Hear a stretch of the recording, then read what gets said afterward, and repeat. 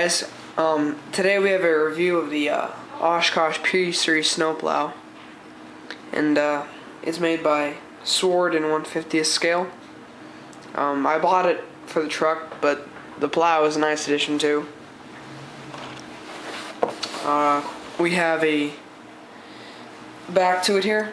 The back is the probably the most good looking part of the model because of all the nice chain stuff. You also have an asphalt chute right here because usually this truck works in the mountains to plow snow and spread gravel and all that. And when they work in the mountains, all the cars have studded tires because it snows a lot, so they use that to fill in the roads and stuff like that. So it's a very versatile truck, also very durable. The Oshkosh company took up the U.S. military took up a contract, I think it was a 10-year contract with the Oshkosh company to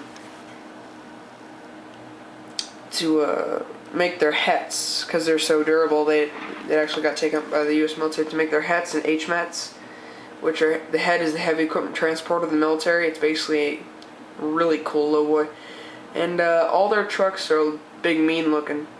And the hets and the HMETs were powered by Detroit 871s. I think 12 or 871s. And but they had enough power to get up a hill, and they had enough power to tow behind a tractor trailer. And empty or full, they tow it all. So anyway, so at the back here you have your chains, which are very detailed. I like the detail on them. This chain operates your asphalt chute here, which slides up and down pretty nice, but can't hold up there. It falls down a little bit, but I'm not complaining. This looks great. Stays down though. The mud flaps are a little bit thick, which I don't mind too much. And I like how they're single axle, single wheeled, not dually, but it makes them look that much cooler. The rear lights on them, they're backup lights, and you also have a tow hitch right there. So on the outside of the truck, the design really hasn't changed. The color has. You're gonna get them in orange and as well as green. You can also have them custom painted in like the military. They have custom painted camouflage. You also get them custom painted in Department of Transportation colors, which is orange, and white striping. But on the outside, the design hasn't changed that much. You have ribs on the outside, which is still an old technology, but still holds up really well because they are still using it. Also, you have the steps to get up onto the into the dump box, and you have your rock guard for your cab, and your reflectors. Also, your rear wheels do steer. This is the tag axle version. So this one only touches the ground. Only that one touches the ground. If you go over too far, they hit the sides of the frame and they don't turn, or they don't roll. But you wouldn't drive sideways if that's what you're thinking, because they operate on one steering wheel, and if you turn the steering wheel, they all turn. Or you can also fix it to where the back two are fixed, and the front two are and the front is not fixed. It turns. But you open your tailgate by lifting up that. It's really tricky. I mean, I don't like opening and then closing it too much, but you will scratch the paint off of the little stubs there. But that's not nothing. And it will open to about there. And it keeps there. And it keeps holding any position. And it's a great model. But now I can't get it back in there with that little pointer they give you, which is in the shop currently. But you get the idea. It'll stay closed no matter what. And now for the machine itself.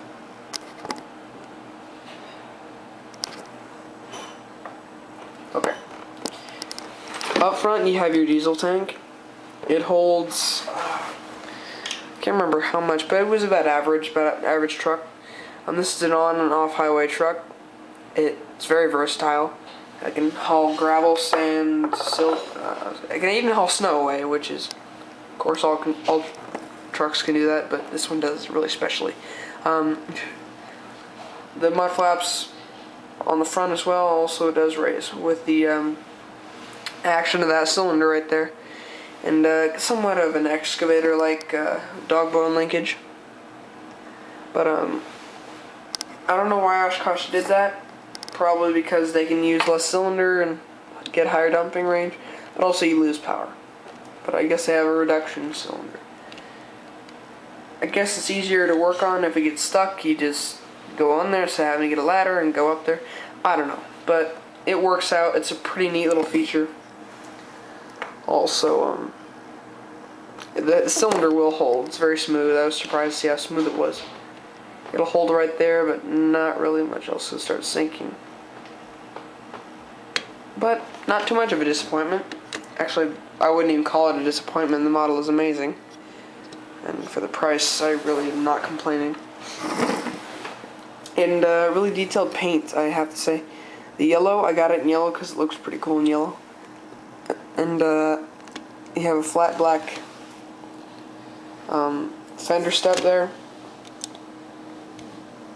Also, your engine covers do open to reveal your Cat C15 to start engine. And that cranks out about 450 horsepower. Correct me if I'm wrong. I think you have a Fuller Eaton transmission. Eaton Fuller, something like that. Your doors do open.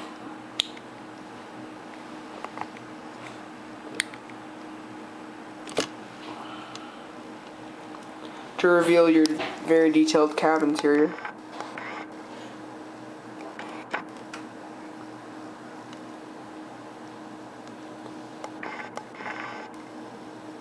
And that's not going to focus. So.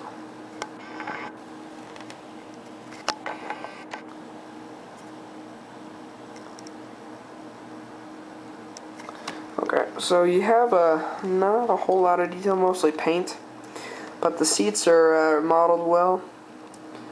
So you also have a little crank on the inside of the door, simulated windows, stuff like that, door handle.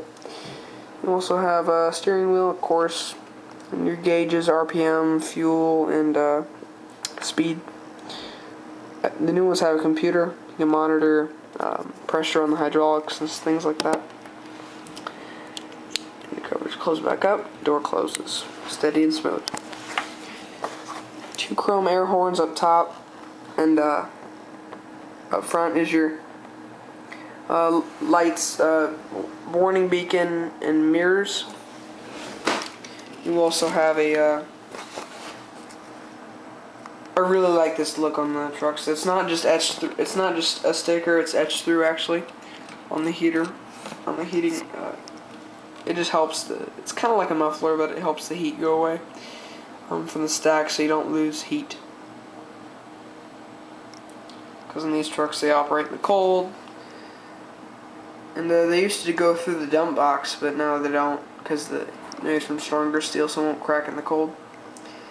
You have a chrome stack which runs from your it's like a cab over style. It runs from under there to your stack right there. Also, you have your battery box, your shaft, and all little tiny warning labels, which is wonderful. Your textured step, and mirrors, and a CB antenna. And also, you have your PTO up there for your plow, and hydraulics. But you also have a turn. You can also turn with that. You also have the wheels on the plow and the hydraulics and all this stuff. There's some silver little angle valves you can put on there, and those little holes. But they come with the model. They're just not here right now because I don't use a plow. The plow easily slides off from the front bumper. Then that reveals your radiator a little bit better, which is fully etched through. So Up front you get your lights and more hydraulics. But I'm glad you guys, hope you guys like this, and yeah, so thanks for watching, guys. Bye.